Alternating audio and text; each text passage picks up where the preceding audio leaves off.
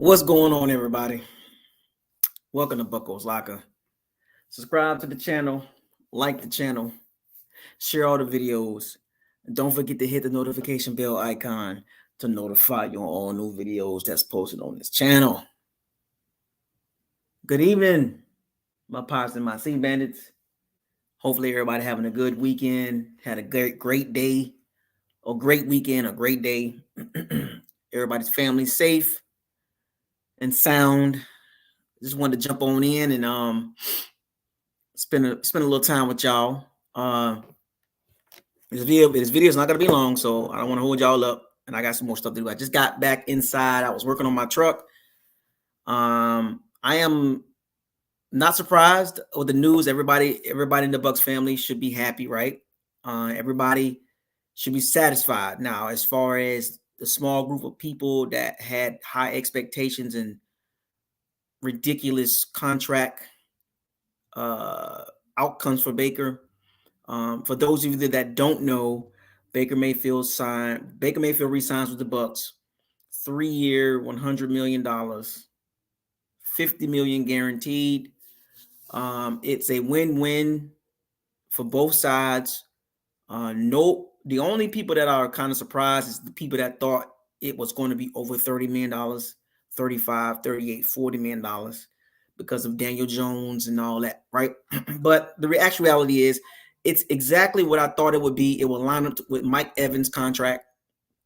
It's a team-friendly deal. Both sides, most importantly, the Bucs win. That's the biggest thing.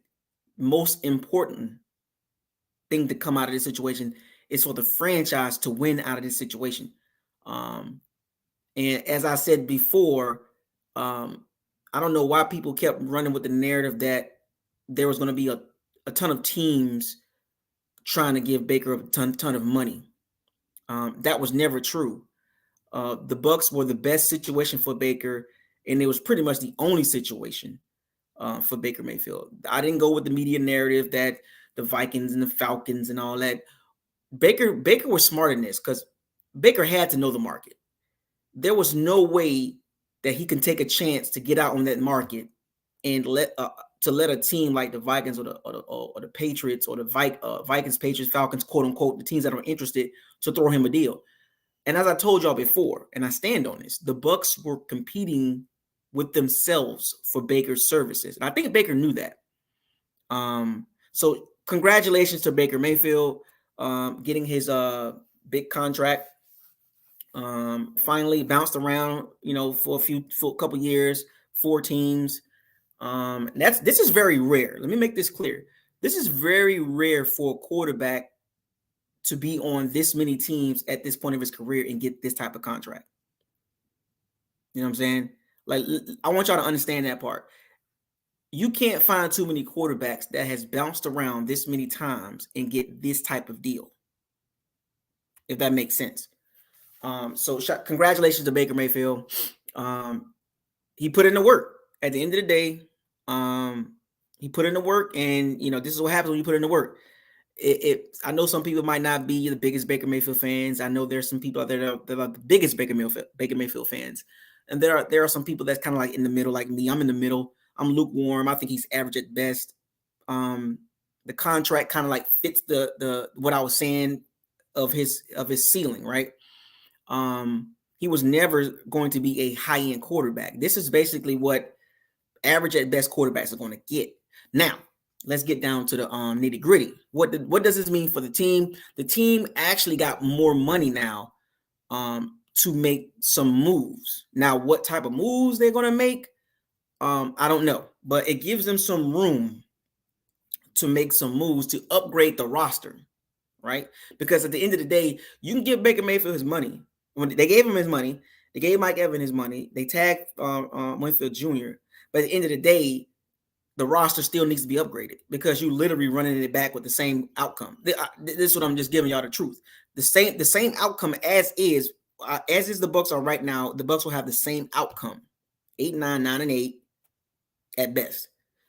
In order for the Bucs to reach another level, and I'm gonna say this 1,000 and 10,000 more times, they must upgrade the running game and the O-line. They need to get better, which is direct effect of the O-line, right? So, now people want to look at the contract.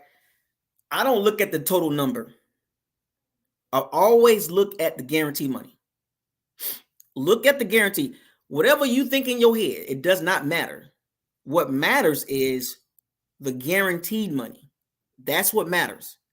All the extra, the incentives, the escalators, I don't care about that because that's not guaranteed. I was talking to somebody earlier on Twitter and even on a couple of the Bucs Facebook groups posts, and they were jumping up and down. I was like, well, who cares? Who cares about incentives and escalators? Because that's not guaranteed.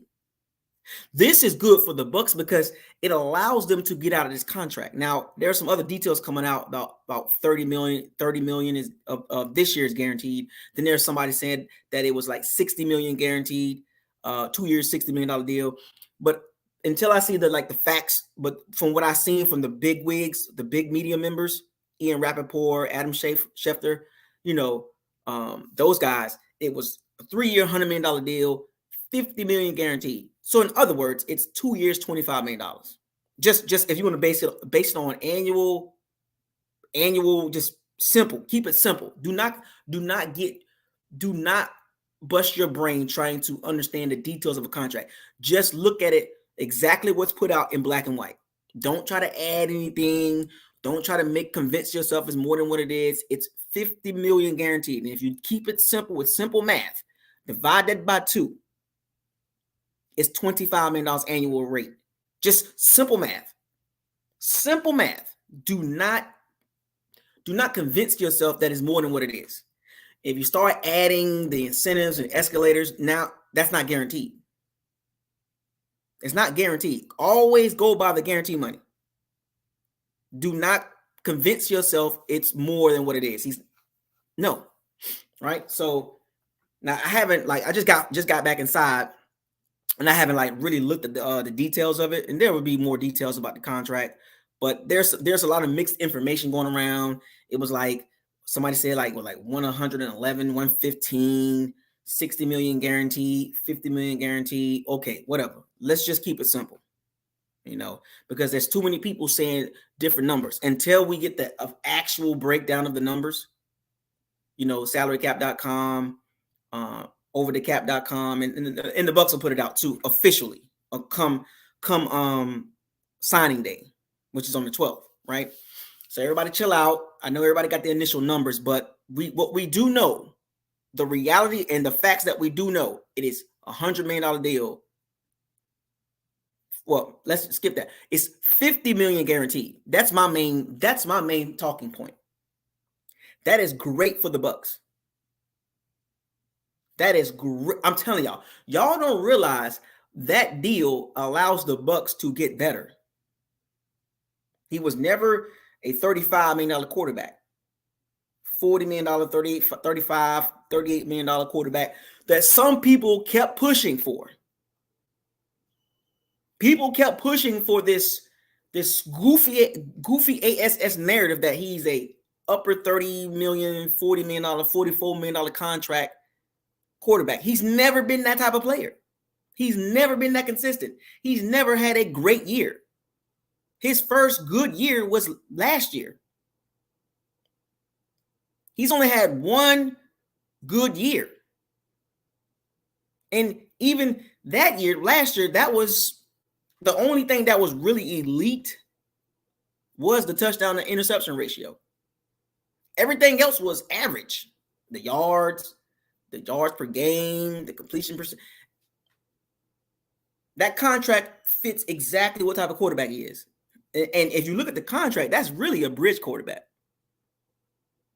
That's really a bridge quarterback. Not going to take you to the promised land unless you have an elite roster. Now the Bucs have an opportunity to make the roster elite or top 10. The Bucs need a top 10 roster with Baker Mayfield. They really need that. If the Bucs fans want to see a high end, look, if we had an elite quarterback, that's different, right? But the fact that we have an average at best quarterback, Now the Bucs can surround Baker Mayfield with guys that can elevate him too. You feel me? Elevate Baker Mayfield. Look, all the rah-rah stuff, the moxie stuff, that's cool, but the talent at the end of the day is average at best. That contract literally tells you that. And some people might be like, well, that's too much money. Well, when you look at the landscape of quarterbacks, that's pretty much what Baker Mayfield is. Middle of the road, average quarterback. I think it's a great deal for the Bucs. Now that I know it's $50 million guaranteed, and he's not making $35-40 million or $44 million, the ridiculous narrative that these goofy mid-level media members and social media platforms was pushing for. And all these teams are going to be interested in Baker Mayfield. No, I told y'all this. I literally told y'all, do not follow that narrative. There was no team on that market. It's like the Derek Carr syndrome, right? Remember when they ran with the Derek Carr syndrome and they was like, oh, all these teams want to get Derek Carr his money? The Saints were the only team willing to do that.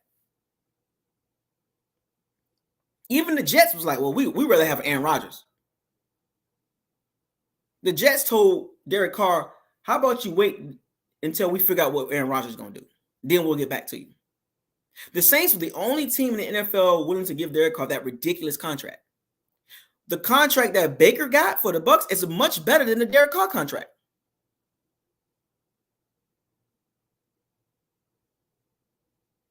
Let me repeat. Baker Mayfield contract is so much better than Derek Carr contract. His contract is terrible. You want to know how you know it's terrible? They had to restructure it. Now they lock in and leave him longer now. See, with Baker Mayfield's contract, the Bucs can get out of that contract at any time and be just fine. And be just fine. Right? So shout out to Mike Greenberg and Jason Light. You gotta give it to the minions. You gotta give it to the minions. You literally gotta give it to them because it makes sense. Even Jason Light had to understand. He actually did understand that. Okay, Baker, you're not a high-end quarterback. Now, can the Bucs come back and revisit the contract a couple of years? We're not sure if it gets there. But we're talking about right now. He is not a high-end quarterback. And there was a narrative being driven in amongst the Bucs community that Baker Mayfield is a top 10 quarterback. Where? The contract literally tells you he's not a top 10 quarterback. He's a middle of the road quarterback. He's in that category with the Jared Goff and the Tua Tagovailoa and the Derek Carrs and the Jimmy G's, even the Kirk Cousins. All those guys are like white. They're the same to me. Like they're just middle of the road guys. They're never going to get the high end. I know Jared Goff got to the Super Bowl, but even Sean McVay was like, no, thank you. No, thank you. Got rid of Jared Goff and got Matthew Stafford, got a Super Bowl. Some quarterbacks just don't have enough in them to make the plays or become elite.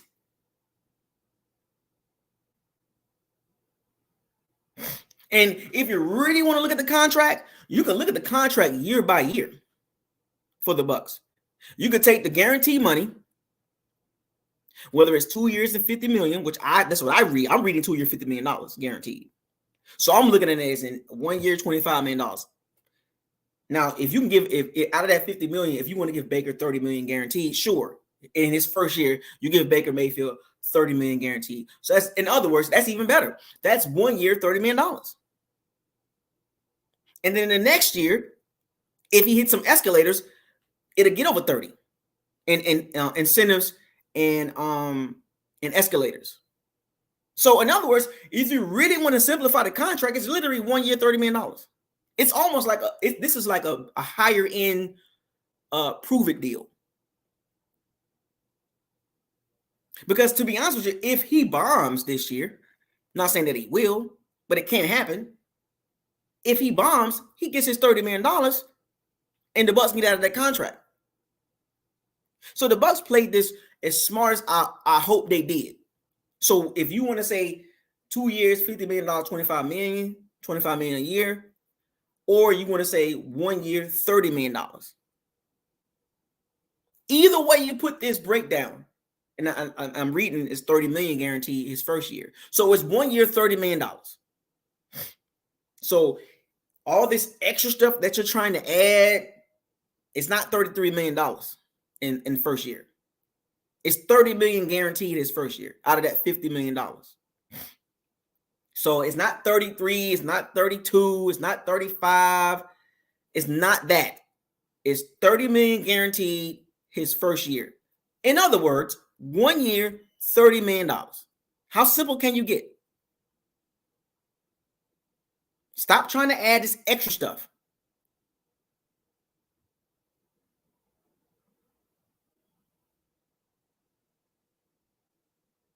All that other money, that's literally escalators and incentives. And I told y'all this. We talked about this. You got to give him a contract like Mike Evans, incentive-based escalators, checkpoints. You can't just throw him in. Mike Evans' situation was different because of his age and, whatever the case may be. But in Baker's case, it literally matches Mike Evans. 2 years. And to be honest with you, the Bucs can walk away next year and not be bombarded with. Here's the thing about it. The worst case scenario, if Baker doesn't do well, okay, they owe Baker some money, some guaranteed money, but it's not a lot.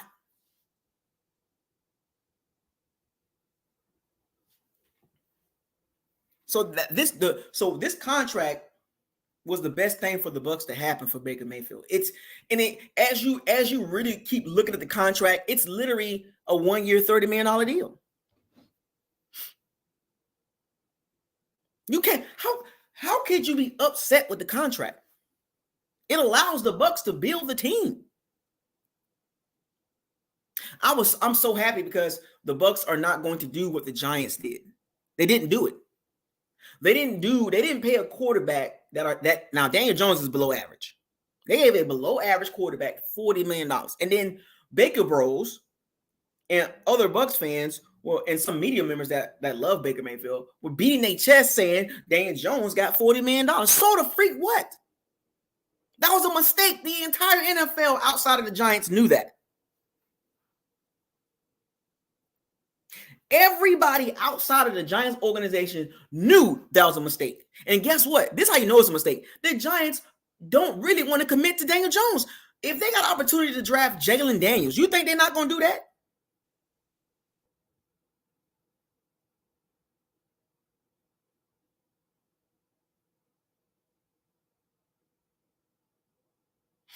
The Giants are convincing themselves that we don't want they don't even want Daniel Jones under center coming into the season.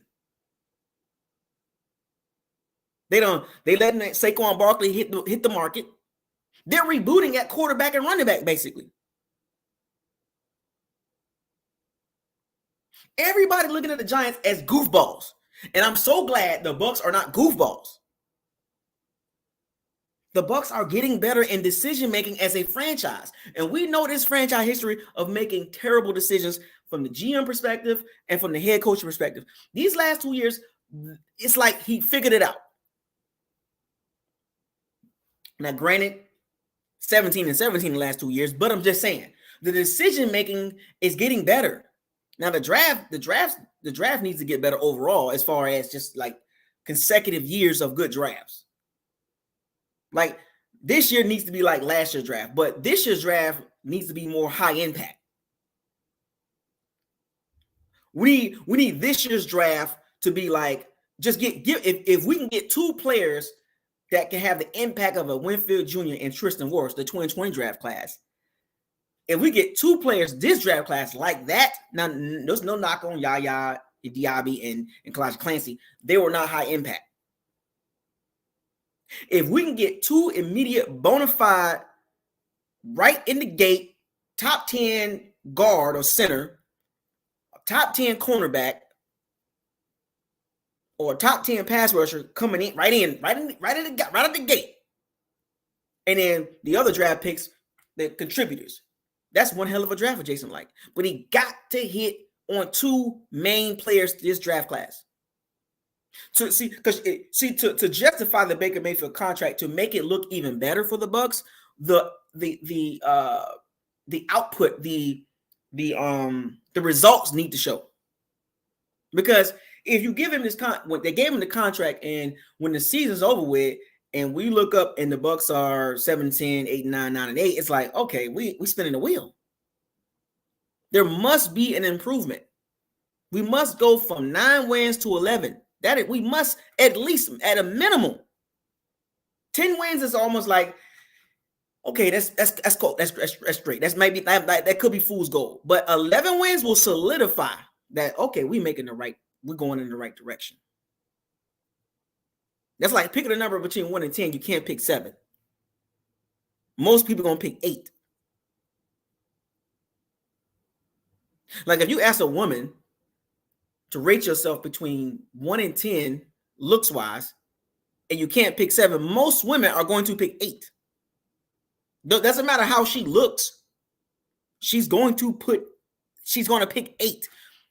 That's just the normal human being function, how they think. So when you look at the Bucs can't finish 9 wins again. They have to go for 11. 10 is the number 7 on a scale. In a 17-game season, 11 wins is good, really good. 10 is like, okay, it's like average. Like, 17, think about it, 17-game season. 9 wins is like you just average at best. 10 wins is you above average. 11 wins, that puts you in that tier 2 category of teams. 12 wins will put you in that tier 1, bottom tier 1. See how that works? So with this contract, it lines up with what the Bucs are thinking. 1 year, $30 million. Guaranteed. Now, I've seen somebody say something about voidable years and stuff like that. That's cool. I mean, there's people putting out information and all that, but we'll know the full details of the contract at some point. Right? So it's literally 1 year, $30 million with $50 million guaranteed.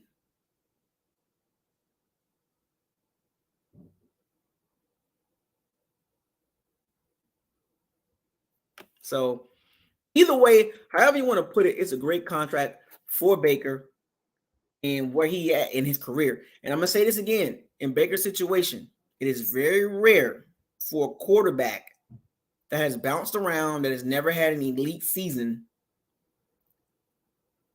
to get this type of contract. Now, the contract basically states he's an average quarterback.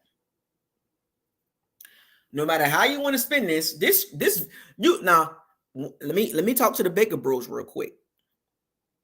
Be happy for your quarterback. He didn't get the deal that you thought he was going to get, but be happy.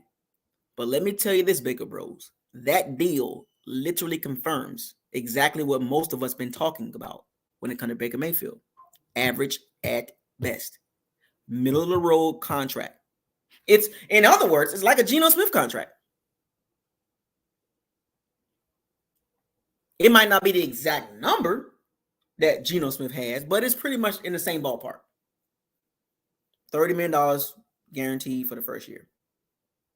Then in the next year, probably some roster bonuses and stuff like that. And if he's on the roster by March 5th and all that, if he hits some incentives, some of that money will come more guaranteed and blah blah blah. You know how that works. Like if he's on the roster in the 5th year, March 5th, he gets $20 million guaranteed. If he's on the roster, on March 5th, he gets $20 million guaranteed. If he reaches top 10 quarterback, he gets another 5, playoff, another 2 points. Stuff like, you see how this works out? It adds up to the $100 million or the $115 million, however you want to put it.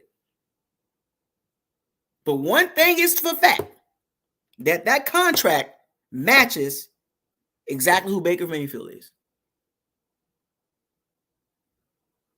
The Bucs could not afford, and Baker, Bucs could not afford to put $90 million guaranteed.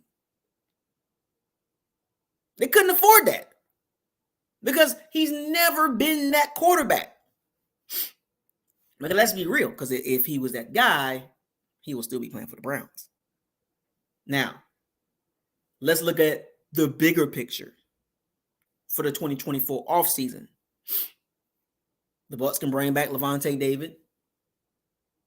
They can restructure Chris Godwin and Vita. They can move on from Russell Gage officially and Ryan Jensen officially. There are rumors flying around about Carlton Davis and Jamel Dean being trade bait.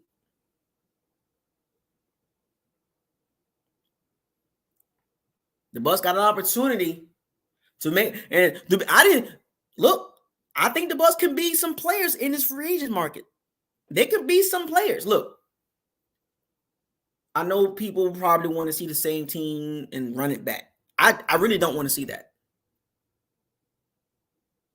I really don't want to see the same team as last year and running it back, because I believe you'll get the same result. And you got a new OC.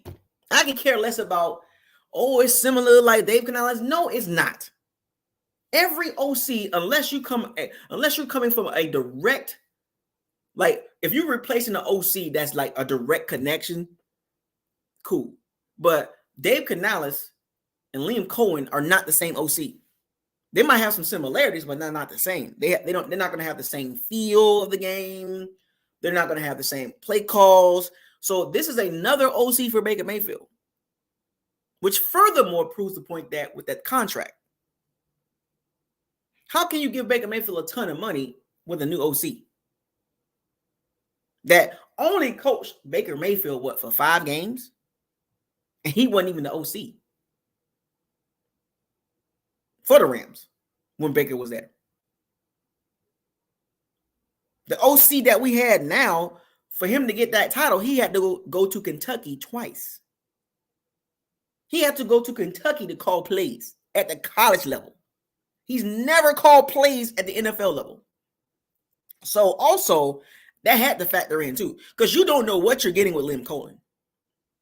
Are you getting a bunch of bubble screens and tunnel screens? Because if you go back and look at the Kentucky tape, it did a lot of that. Well, we're going to draft Ray Davis, the running back from Kentucky?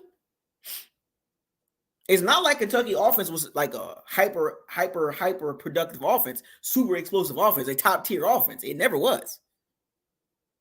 And then if you go back to Liam Cohen's time with the Rams, he wasn't OC. He was a pass game coordinator. Come on, man. Because remember now, if Liam Cohen was that guy, don't you think he would have been an OC in the NFL already for another team?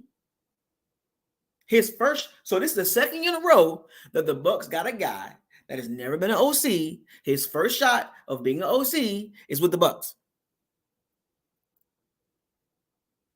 So if your expectations is out the roof, you better humble yourself. There's going to be some growing pains again for the second year in a row with this OC in Baker Mayfield. And this is not Baker Mayfield's fault. Let me make this clear. If Baker Mayfield is not performing well in certain times of the season, you really can't blame Baker Mayfield. You can't blame him because it's another OC.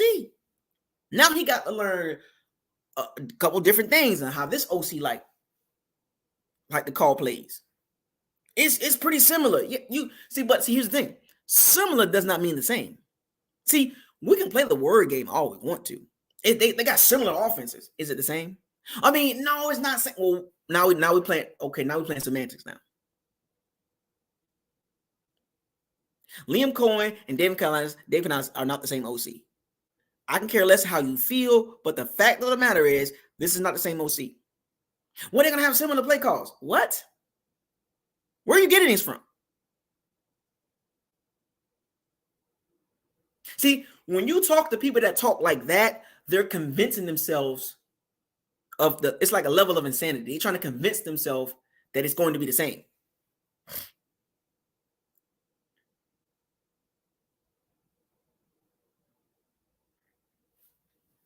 You get what I'm saying? So don't kid yourself and make yourself believe it's going to be the same. That's a dangerous way to live and think. I always tell y'all to look at things like reality. When you wake up every day, when you open your eyes, you open that refrigerator, what's in that refrigerator is what you're going to eat. That's reality. When you walk out that door and it's dark, that's reality. When the Bucs win, that's reality. When the Bucs lose, that's reality. Cut the nonsense out of adding extra semantics and fluff to make it sound good. Stop living life and stop thinking like that. So when you look at the Baker Mayfield situation and that contract with this new OC, with Mike Evans' contract, don't overthink it. Look at it for what it is. Offseason is all about phases. Growth is about phases. Life is in and out phases. They asked me about conceded. I could have took console on Genesis, but it's outdated. Bars.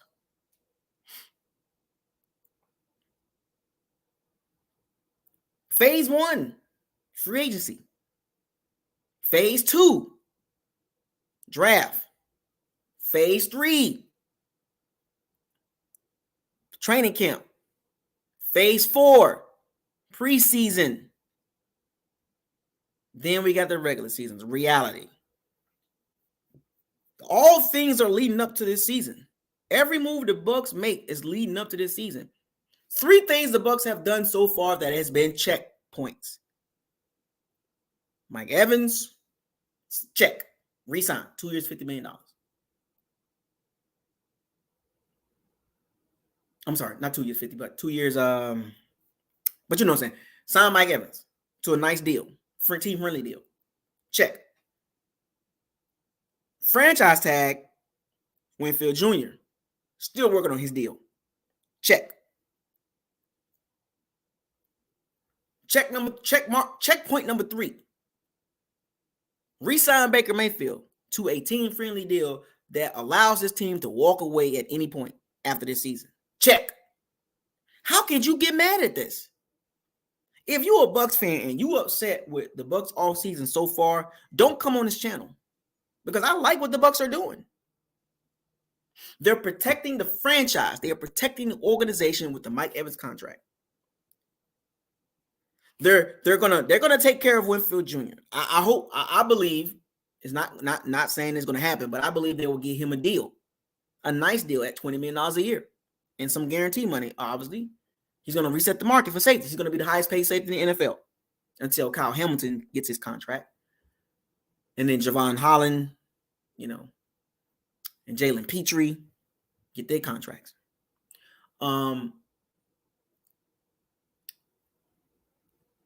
But they're going to take care of Winfield Jr. Don't worry about him. Now that we got 3 checkpoints, now we done checked the box 3 times. Who's next? 2 texts. You stretch. Is it Levante David? Is it trading one of the cornerbacks or even both of them? Now, here's the fun. This is where the fun begins. Now that we got the 3 main guys out the way, now I know Tristan Wirfs, the 5th-year option sitting out there, they're probably going to pick that up. Obviously, yeah, they're going to pick it up. He's not the priority right now, and this is not a knock on Tristan Wirfs. They can wait on Tristan Wirfs. Who's next? Who's next? Is it to trade one of the cornerbacks? Is it trading both of them? Is it signing Levante David? Because now you don't know what the Bucs going to do next. From this point on until the draft, you have no idea what the Bucs going to do. They can go multiple ways. They can go get a veteran O-lineman to a 2-3 year deal that's a pretty good guard. That would be nice. To be honest with you, if the Bucs can pluck one of these guards that's like good through free agency, which means that all they got to do is draft a center, that's a hell of a way to put it. That's great. If the Bucs can sign a guard, a legit guard, a productive guard before the draft,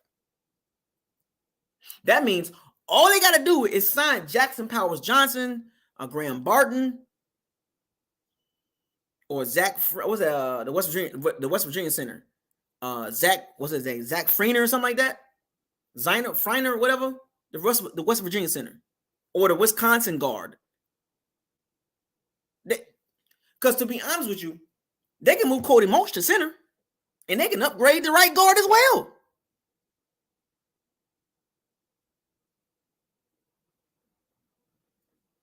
Think about that for a second, folks. Did you ever think about that scenario? Before I wrap this video up, did you ever think about that scenario that the Bucs can draft? They can sign a guard and draft one and move Cody Mulch to center. Because Jason Light did say that. He did say that Cody Mulch can be our future center. So a Graham Barton or the Wisconsin guard or the West Virginia guard, and there's a couple other guys, and we'll get to those breakdowns before the draft. But they can literally upgrade both guard positions and move Cody Mulch to the center. Now we're cooking. You're talking about an upgrade interior right there with a guy that's better than Cody Mulch at right guard and an upgrade at left guard? Come on, man. You see how I'm thinking, folks? Bigger picture. I'm a forward thinker. Think about it. And this is not a knock on Cody Mulch, but if you can upgrade both positions at guard, do it. Do it.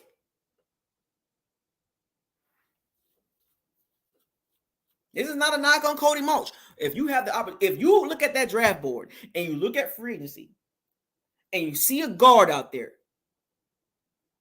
a right or left guard, you take him. And when the draft come up, if Jackson Powers Johnson is not there, JPJ, if he's not there, and one of those guards from Wisconsin, West Virginia, Duke, or I forgot the other guard name, if one of those guards are sitting there, you take that guard and you shift Cody Mulch to center. I'm telling you, that will be the perfect scenario for the Bucs. That would be the most perfect scenario for the Bucs, but the most likely scenario, they'll probably draft a guard or center. And think that Aaron Stinney can fill up a position. And he's stuck on this Aaron Stinney. Nonsense. Oh, that's right. Cooper Beebe, the Kansas State guard. Those guys are better than Cody Mulch. They have higher ceilings and they have better pedigree. I will take those 4 guards over Cody Mulch right now. Not even close. Why? Because they got higher pedigree. They played against better competition. And they're naturally, if you look at their workouts, and we looked at it, they look better. I told y'all this. There are guys in this draft that are better than Cody Mulch at guard, and that's better than Robert Hainsley at center. And this is Jason Light. He misses sometimes. We're not going to get Fuago. We're not going to get him. He's going to be gone before we get him. We got to trade him to get Fuago from Oregon State. We're not going to get him. Stop it.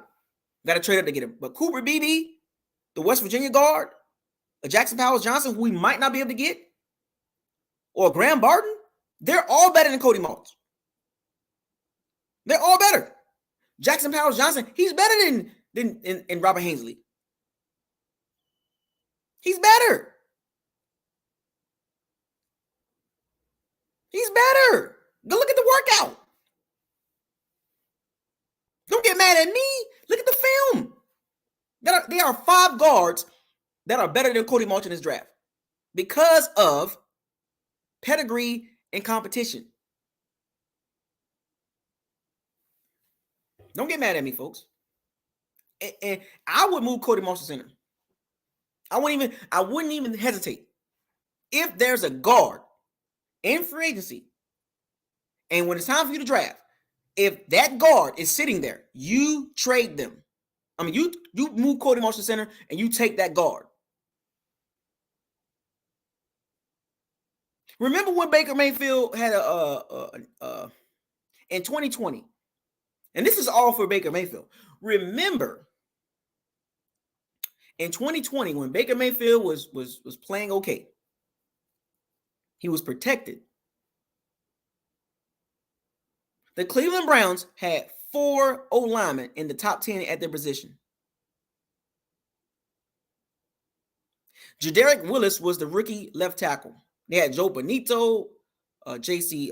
Taylor, Wyatt Teller, and they had Joe Bonito, Jack Conklin. They had 4 guys at their position: left guard, center, right guard, right tackle. All 4 of those guys were top 10 at their position. The Browns O-line in 2020 finished in the top 5. With having that type of O-line, the Browns' run game was top 5 with Kareem Hunt and Nick Chubb. That's the Baker Mayfield you want. 3,700 yards, 3,600 yards, 27, I think it was like 20-something touchdowns and like 9 interceptions. That's the Baker Mayfield you want. Hell, the numbers that he had this past offseason, can you imagine if that run game, if you keep those numbers with Baker Mayfield, 4,044 yards, 26 touchdowns, 8 interceptions. If you keep those numbers and you take the running game and you put it in the top 10, the Bucs are literally 11-12 win team. Just with the running game and the O-line improvement, the Bucs are 11-12 win team. You keep Baker Mayfield at those modest numbers, the mediocre numbers. The only thing elite about those numbers was the touchdown interception ratio.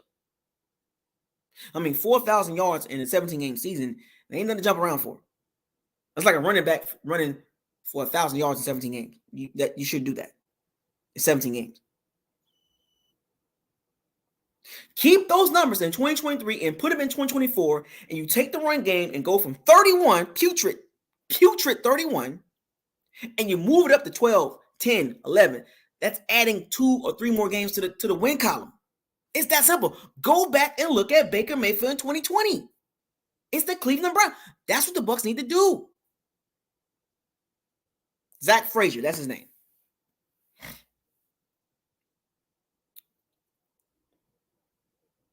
No, T. Brady. I'm not knocking Cody Mulch. But if any one of those guys were there at 26, they're better than Cody Mulch. Now, hear me out. If the Bucs sign a guard in free agency, a solid guard that can come in and play at left guard. If they can sign a left guard in free agency, which they can, they got the money to do it. If they sign a left guard in free agency, which means in the draft, if Jackson Powell-Johnson is there, you take him. He's your new center. And you leave Cody Mulch at right guard. But in Marvel's What If, in the Bucs What If multiverse, if the Bucs sign a left guard, and Jackson Powers-Johnson is not there at 26, and Cooper Beebe, Zach Frazier, Graham Barton is there at 26 for a guard, you take him. You take one of those guys, and you move Cody Mulch to center. It's that simple. Do not overthink it, T-Bray. I'm just giving you scenarios. The objective is to upgrade the O-line for Baker Mayfield. I'm just giving you scenarios. Bucs What If. If you understand how Marvel work, Marvel's What If. Marvel 616. Earth 919. I'm just giving you different multiverses that if it happens, you move Cody Mulch to center and you take Graham Barton or Cooper Beebe or Zach Frazier. It's that simple. Do you want to go O-line or what? Cut it out. Have you not seen the Bucs O-line? It's not good. And I know we need pass rush. Look, I hear you guys. I trust me. I hear you. I'm just giving you scenarios. I'm just giving you scenarios to upgrade the O-line that you guys don't like.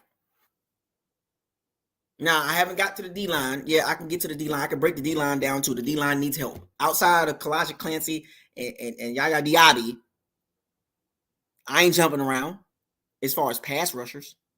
Of course we need pass rushers. Of course, absolutely we do. If Jared Verse is sitting there at 26, which I don't think he'll be sitting there at 26, or Chop Robinson is there at 26, yes, I get it. I get it. I'm just giving you scenarios. I'm just giving you something to talk about. I'm not saying it's going to happen, but if Chop Robinson is there or Jared Verse or Verses, if he's sitting there, of course you take the pass rusher. Because remember, some of the most important positions on the team, the cornerstone positions, is what? What are the cornerstone positions in today's NFL? Let me ask y'all that question. And I hope Jason Light do not take, what's his name, Breland Trice from Washington. Do not take any more Washington pass rushers. Braylon Treese, whatever his name is. Do not take no Washington pass rusher. Enough of that. He's a handshaker. Rumble pack. Do not take Trice. But anyway, what is the most important positions on the team? What are the cornerstones? What are the premium positions on the team?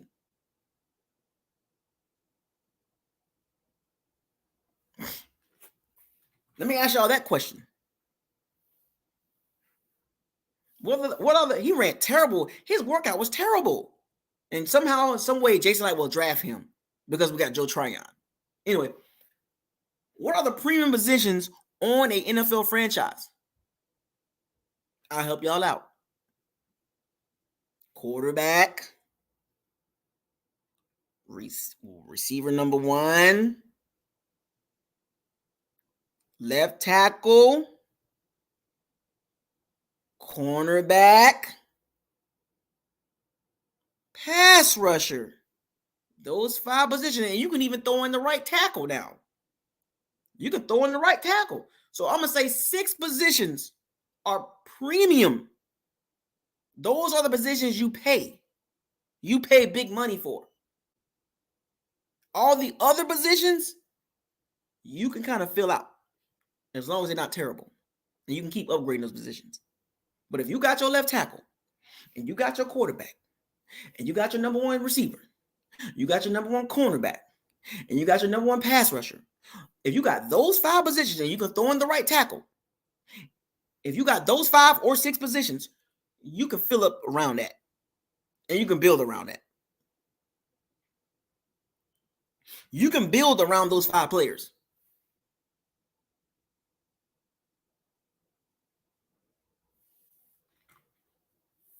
I gave y'all 5 positions that are premium for a franchise to be highly productive. Consistently, you need to have those positions. Now, if you have an elite quarterback, you can kind of get away with not having a couple of those positions. You know, not too many, but you get what I'm saying. Look at the Chiefs. Elite quarterback, check. Now, the tackle position, not that great, but elite quarterback can cover that up. An elite quarterback can cover up the receiver situation. They use Travis Kelce as their number 1 receiver. They don't have an elite left tackle or right tackle, but they can get away with that because Patrick Mahomes. They have a pass rusher. They have 2 of them, George Karlaftis and Chris Jones. And they have a really good secondary. A number 1 corner, Trent McDuffie, and Jarvis Sneed.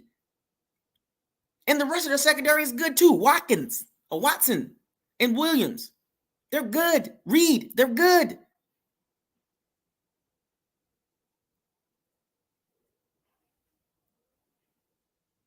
And they got 2 good linebackers. And the guy from Bolton, Nick Bolton, and Willie Gay, SEC linebackers. Look at the Ravens. Elite quarterback. He can cover up the receiver. Zay Flowers is pretty good, right? But the Ravens ain't got an elite receiver, but they got an elite quarterback. They have a really good O-line. They have an elite left tackle. They have a really good pass rush. They have a really good secondary. You get where I'm going with this, folks? It's not hard. Look at the Lions. It took them a while to get there, but look at the Lions. Elite left tackle, or elite right guard, a right tackle, a top level left tackle, a really good interior O line, right? They have Amarius St. Brown, Jared Goff, but having an elite play caller like Ben Johnson covers up Jared Goff deficiencies. They got Jahmyr Gibbs, elite running back, with Montgomery, 1-2 duo. Now, defensively, they got Aiden Hutchinson. That's their pass rusher, elite pass rusher. Elite tight end. That's their number. That's basically their guy. You know, him and St. Brown work perfect together. Now, the Lions secondary, they don't have a number one cornerback. But they make up for it with elite OC, Ben Johnson. Elite slot receiver, elite tight end, elite right tackle, a top level left tackle, a really good interior O-line, elite running back duo. The Bucs don't have that stuff. They have an elite left tackle. That's it. On the O-line, elite left tackle. That's it. Everybody else is just a jag. They don't have an elite running back room. They have an elite receiver, Mike Evans. They don't have a number one cornerback. They don't have an elite pass rusher. See, they're missing things, folks. That's my point I'm trying to make. So you cannot be mad at this contract that Baker Mayfield got. It allows the Bucs to make the Bucs are more flexible than ever before. And this is a good point. 813 Hillsborough 813. Great thought process, right? This does not exclude the Bucs from drafting a quarterback. Now, remember when Jason Light said, if we don't sign Baker Mayfield, we got door number 2 right here. They don't believe in Kyle Trask. Do not let Jason Light fool you.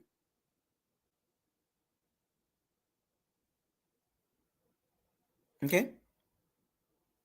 If we don't resign Baker Mayfield, this was yesterday or day before. Well, we got door number 2 right here. Yeah, all right, Jason. Cut the bull crap. You don't believe in Kyle Trask. Everybody knows that by now. You just trying to make it smell good. It stinks. That was a waste of a second-round pick. Quit trying to justify Kyle Trask. That was a waste of a second-round pick. That should have been a guard or cornerback or a receiver that can get some real yak. But see, Jason Light, that's his pride. We got door number 2 right here. You don't even believe in that. Why are you having formal interviews with Michael Penix? Huh? And then they have a formal interview with J.J. McCarthy? And had a formal interview with Bo Nix? Why are you interviewing these guys? If Kyle Trask is door number 2, you should not be wasting an informal interview with Michael Penix and J.J. McCarthy. You can interview somebody else that can help the team out. So cut the crap, Jason Light. I smell it, and I can see right through you lying and trying to justify Kyle Trask. It was a waste of a pick. It's okay. I need you to admit that. Matter of fact, he ain't got to admit it. He's already admitted it. He didn't say it verbally. The Baker Mayfield contract tells you that. Because if that's the case, you move on from Baker and you roll with Kyle Trask for a whole lot cheaper. But you ain't going to do that. If that's the case, this would have been the Patrick Mahomes, Alex Smith situation. But you ain't built like that, Jason. Cut the crap. We got door number 2. Kyle Trask is not door number 2, 3, or 4. The Baker Mayfield contract clearly shows you that. Sucks for Kyle Trask, though. And you Kyle Trask fans, suck it up. Go cry somewhere else. You Kyle Trask fans need to cut it out. And I'm a Gator fan all day, every day. Cut it out. He will not be starting for the Bucs, barring any injuries. If Baker Mayfield gets injured, severely injured, he'll get some playing time. But you know how Baker is. He gonna, if he's nicked up a little bit, he's gonna play through that. So the chances of Kyle Trask becoming the Bucs starting quarterback outside of injury is 0.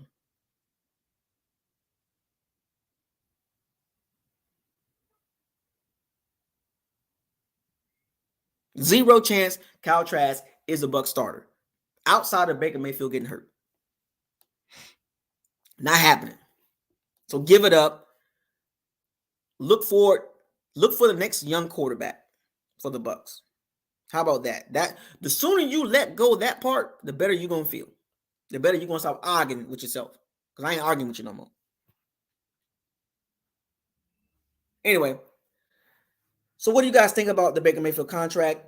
2-year, $50 million guaranteed, or and some people saying 2-year, $60 million guaranteed, or some people say it's $40 million guaranteed. Whatever the case may be, how do you feel about the Baker Mayfield contract? Is it team friendly?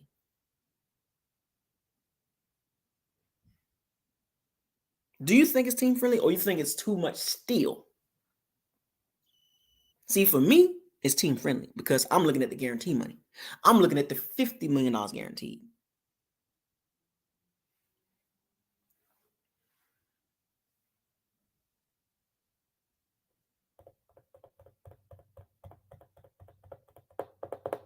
What's next for the Bucs? And for you Bucs fans that's not happy, you gotta get a hold of yourself. If you're not happy and you're not excited and you still disgruntled and you hating and you feeling some type of way, get out your feelings.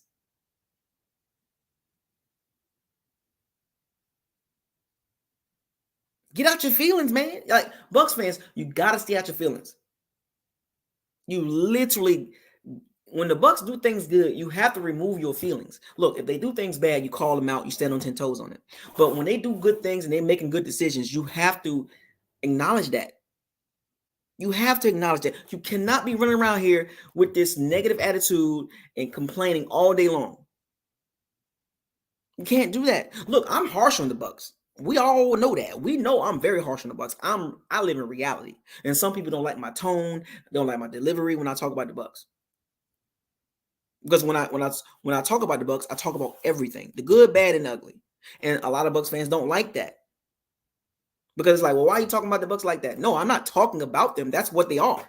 That's the reality of it. But see, some people don't want to hear the truth. They want to hear the pretty lie or the pretty narrative. See, I'm not going to create any narratives for Baker Mayfield. I'm not a Baker bro. I'm not a Baker hater. I'm not anti-Baker. I'm not pro-Baker. I stand on the outside of the bubble. I'm an outsider. I'm a hawk in the sky. I see you guys. I see the Baker bros arguing with the anti-Baker fans. I'm not a part of none of those groups. I call it how I see it. I call it how reality tells me this. I call it how reality shows me. What reality shows me is what I relay to you guys. That's the reality of it. So, just like I told y'all before, I am not. I'm all for homegrown Bucs fans. I mean, homegrown Bucs players. I mean, drafted by the Bucs and came up through the organization. Anybody from the outside that gets signed through free agency, I'm not buying the jersey. So I'm not buying a Baker Mayfield jersey. That does not mean I hate Baker Mayfield or I dislike him. I'm just not buying the jersey. It's the same as I didn't buy a Brady jersey. I didn't buy a Gronkowski jersey or Leonard Fournette jersey or Antonio Brown jersey. I'm not doing that because that money can go towards a Levante David jersey. a Rondé Barber, a Derek Brooks, a Mike Allstott, a Hardy Nickerson, a Paul Gruber, Leroy Selman, James Wilder, a Doug Williams,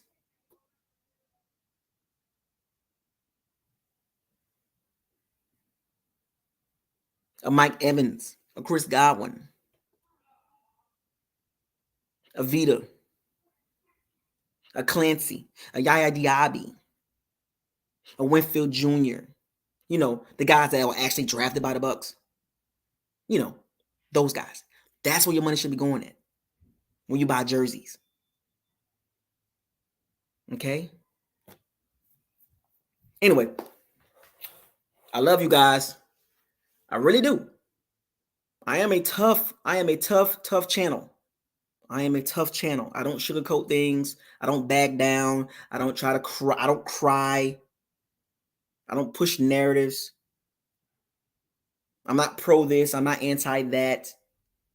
I don't play those games. I'm not a keyboard warrior. I don't tap dance. Because if you come for me, you got to make sure you got your stuff together. If you come for me. Because you know me. You better tell the whole story, not just half. So with this Baker Mayfield situation, it is what it is. Be happy. Don't be mad. Because if you're mad, we can't be, we're not in the same room.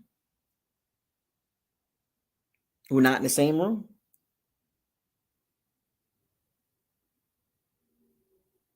We're not in the same room. If you're mad, we're not in the same room. I can't really talk to you, man. I can't talk to Bucs fans that are upset because the contract is not bad. In today's NFL, that contract is good. Have you seen what Derek Carr getting? Have you seen what Daniel Jones getting?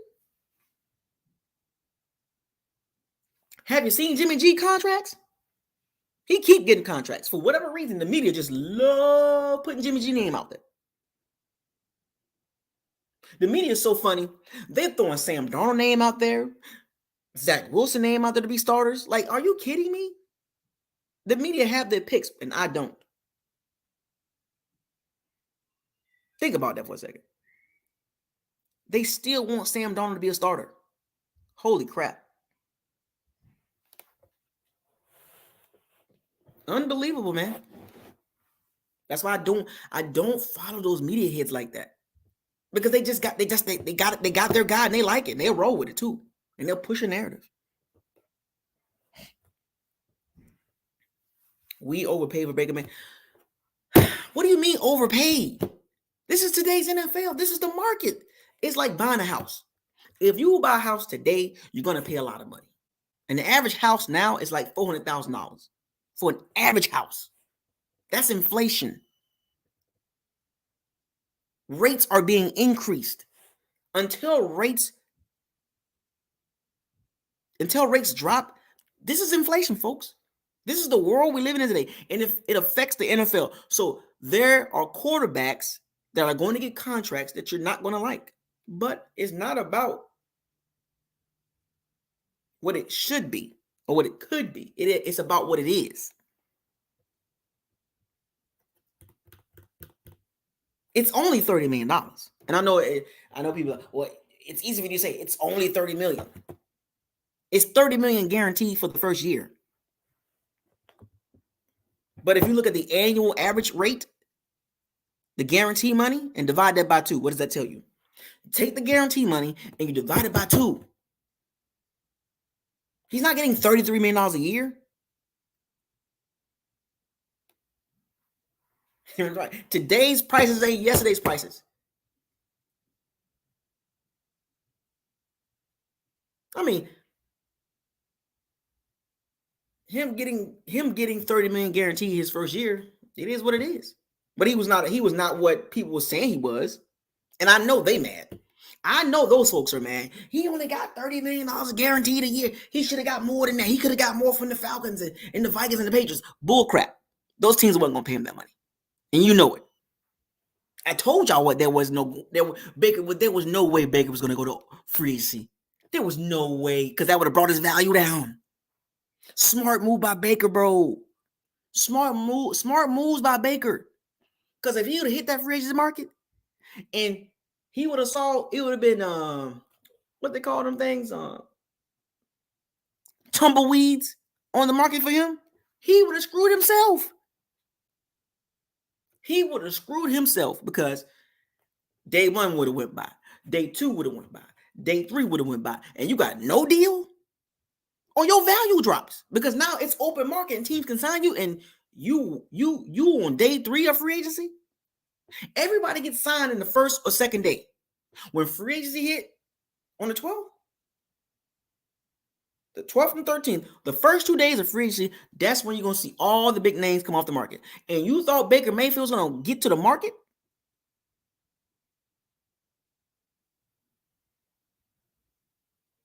It would have hurt his value. And he wasn't that stupid.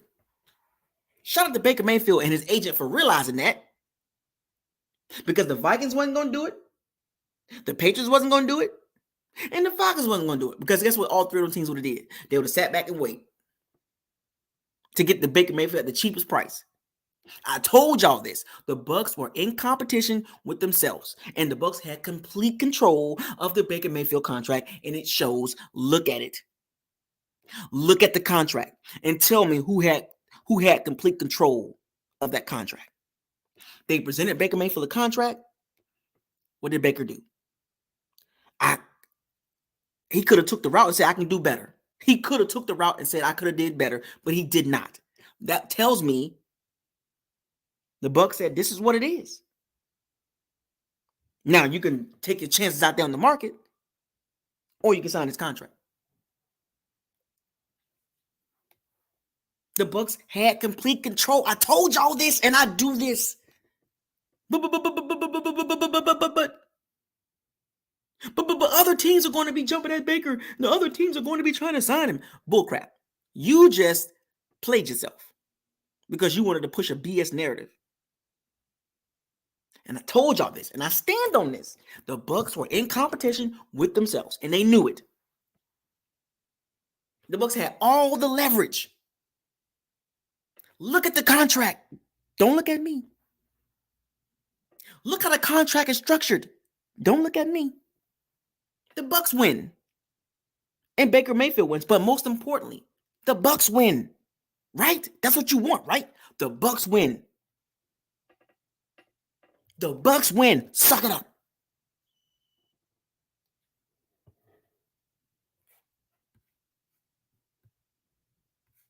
The Bucs win. Look at the contract. What I always say, hashtag, don't get mad at me.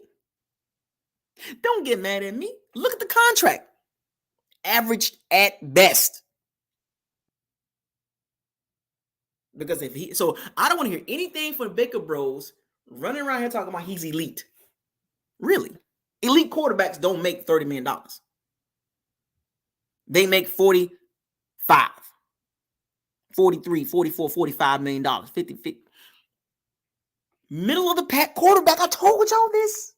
I told y'all. I try to tell y'all, man. Look, I don't like to toot my own horn, but when I get right, when I'm right, or if I'm on the right path, I try to help y'all out, man. You ain't gotta listen to me. You ain't gotta listen to me.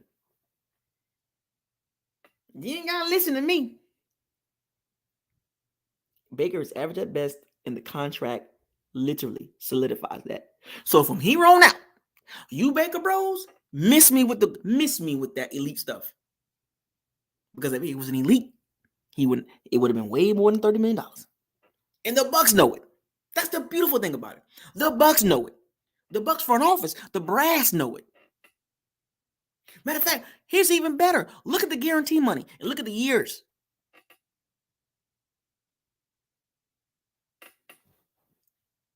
$2 years, $50 million guaranteed, or if you want to say 2 years, $60 million guaranteed. Either way, it's $25 million a year or $30 million a year. You play with it how you want to play with it. Either way, it's between 25 million and 30 million. Right in that pocket. Baker got to perform well to get that money, to get the rest of that money. He got to hit escalators and incentives to get the rest of that money.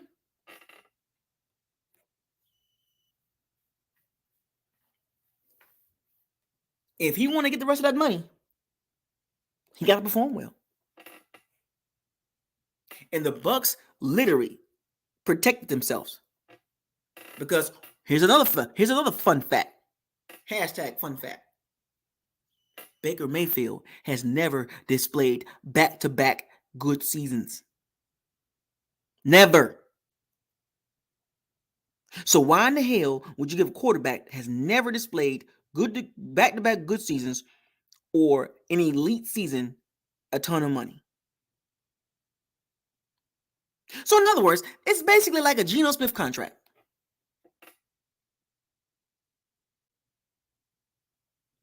It's basically not saying it's the same, but it's in the same ballpark as the Geno Smith contract. The same ballpark.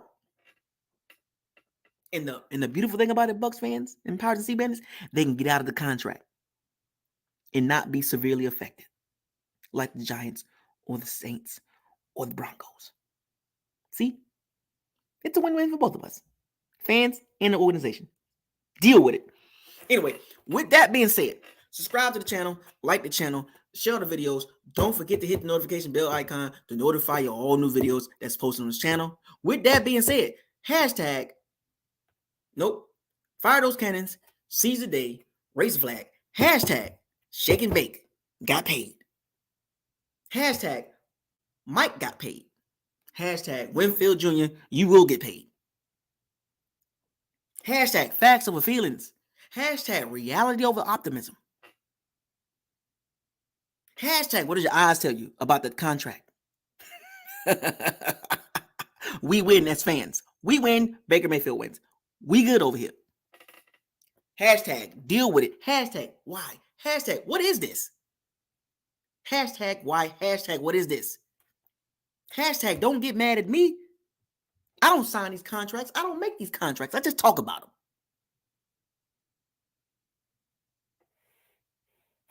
Y'all enjoy the rest of y'all evening. Sleep well. We'll talk again real soon. I'm out.